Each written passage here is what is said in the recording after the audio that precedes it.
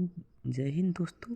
आज हम क्या जानेंगे, आईपीएस की जो प्रमुख धारा है उनके बारे में जानेंगे। सबसे पहले क्या दिया हुआ है, धारा 300 है। 300 धारा 300 का मतलब क्या, हत्या करना।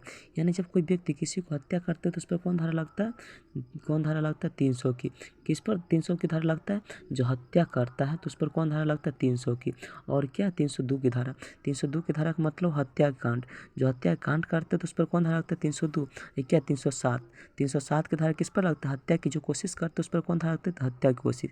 क्या, 309 की धारा। 309 की धारा किस पर लगता है, जो आत्महत्या की कोशिश करता है तो उस पर कौन धारा लगता है, 309 की धारा। और इसके बाद क्या है, 310 की धारा, यानी ठगी करना। कोई व्यक्ति किसी से ठगी करता है तो उस पर कौन धारा लगता है, 310 की धारा। और इसके बाद क्या है, 312 की धारा, यानी गर्भपात करना। गर्भपात करना किसी को क्या, कौन धारा लगे जिस पर, 312 की धारा।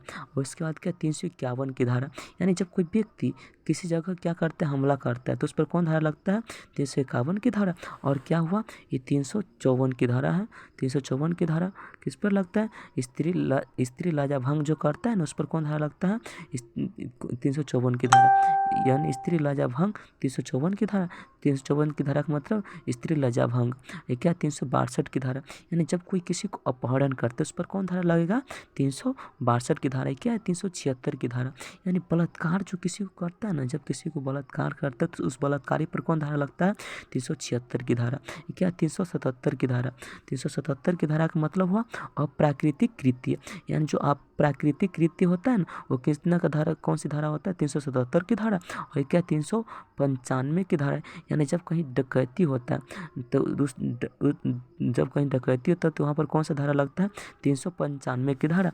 ये क्या हुआ, 395 की धारा। डकैती का मतलब यहाँ कहीं डकैती होता है तो उस डकैती में कौन सा धारा लगता है, 395 की। ये क्या, 34 धारा। 34 का मतलब हुआ समान आशय। धारा 34 का मतलब क्या, समान आशय। समान आशय कितने धारा में आता है, 34 धारा। 34 धारा के अंतर्गत ये क्या, 120।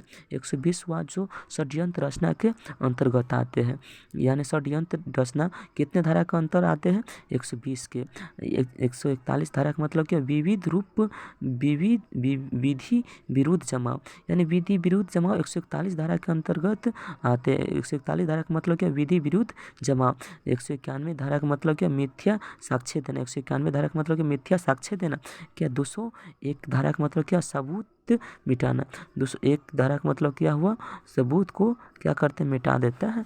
क्या है, धारा 415 का मतलब क्या, छल करना। जब किसी से छल करते हो तो उस पर कौन धारा लगता है, 415।